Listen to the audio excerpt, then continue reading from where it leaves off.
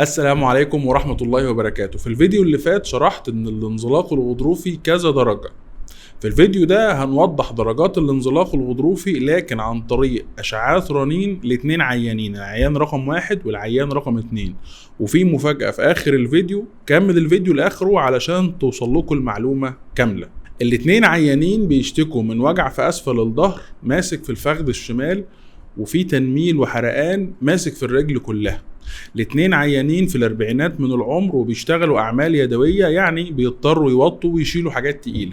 العيان رقم 1 دي اشعة الرنين المغناطيسي بتاعته، واضح فيها الانزلاق الغضروفي هنا ما بين الفقرة الرابعة والخامسة. المفروض ان ربنا سبحانه وتعالى خالق العمود الفقري عبارة عن مجموعة من الفقرات اللي هي المكعبات دي، ما بين كل فقرة وفقرة في غضروف، وماشي وراهم القناة العصبية المتمثلة هنا باللون الابيض اللي نازل من فوق لتحت.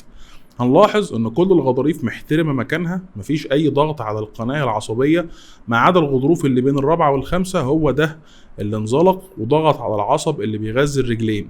نفتكر ان دي الاشعة بتاعة العيان رقم 1. هنحط هنا الاشعة بتاعة العيان رقم 2 ونلاحظ الفرق ما بينهم. باين قوي هنا ان الانزلاق الغضروفي ما بين الرابعة والخامسة زاد اكتر في العيان رقم 2 وضغط اكتر على المجموعة العصبية. واضح جدا اظن الفرق ما بين الرنين بتاع العيان رقم 1 والرنين بتاع العيان رقم 2. يبقى الاتنين عيانين عندهم انزلاق غضروفي، لكن في شوية فروقات.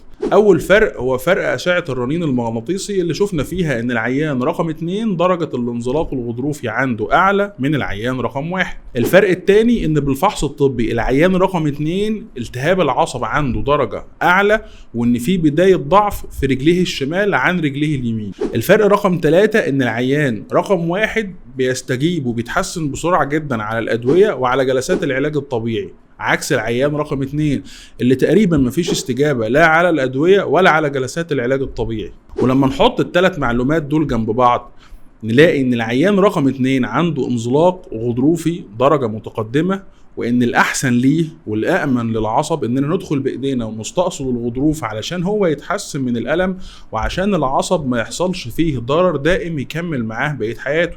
ده بقى عكس العيان رقم 1 اللي الانزلاق الغضروفي لسه في بدايته، وان اهم حاجة في المرحلة دي هو الالتزام بالتعليمات، يعني تعديل اللايف ستايل، ان احنا نبعد عن الاوضاع اللي بتزود من الانزلاق الغضروفي زي التوطية، زي الشيل التقيل، زي القعدة بشكل غلط او القعدة لفترات طويلة. وان في الدرجات البسيطة دي مع تعديل اللايف ستايل زي ما قلنا التزامه على الادوية وعلى جلسات العلاج الطبيعي كافي جدا انه يتحسن وان الالم يختفي وانه يقدر يعيش حياته طبيعية تماما. وده الهدف من الفيديو ده معمول عشان نوصل المعلومة دي.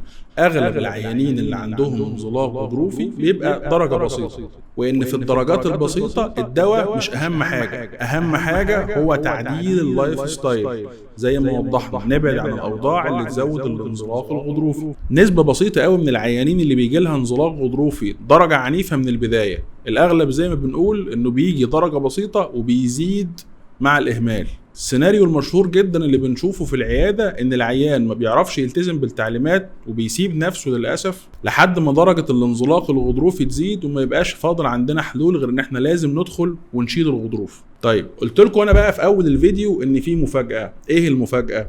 المفاجأة ان العيان رقم 1 والعيان رقم 2 هم نفس العيان، وان الفارق ما بين اشعة الرنين المغناطيسي سنتين. وقت الاشعة الاولانية العيان اتحسن جدا بالادوية لكن ما التزمش على التعليمات اللي قلناها، وده اللي ادى ان الانزلاق الغضروفي يزيد اكتر ونوصل للاشعة رقم 2 بعدها بسنتين. وفي المرحلة دي زي ما قلنا العلاج ما عادش بيجيب نتيجة ومبقاش فاضل عندنا حلول غير ان احنا ندخل نشيل الغضروف. توكلنا على الله وعملنا العملية وبفضل الله العيان اتحسن جدا بعد العملية. لكن السؤال ليه نصعب الموضوع على نفسنا؟ دايما الوقاية خير من العلاج. لو عن طريق الفيديو ده في عيان واحد بس استفاد من معلومة ان تعديل اللايف ستايل والبعد عن الاوضاع الغلط اللي في الاصل جابت لك الانزلاق الغضروفي اهم 100 مرة من العلاج، هنبقى عملنا حاجة عظيمة جدا. والمعلومة التانية ان اغلب العيانين اللي بنعمل لهم عمليات كان في الاصل وفي البداية عندهم انزلاق غضروفي درجة بسيطة، مش محتاجة عملية، محتاجة بس ان هم يحافظوا، بس للأسف ما عرفوش فالانزلاق الغضروفي زاد واضطرينا للعملية. نفتكر دايما الوقاية خير من العلاج. انا دكتور عصام عاصي، ارجو ان الفيديو كان مفيد لحضراتكم. نتقابل في فيديوهات تانية ان شاء الله على خير. سلام عليكم.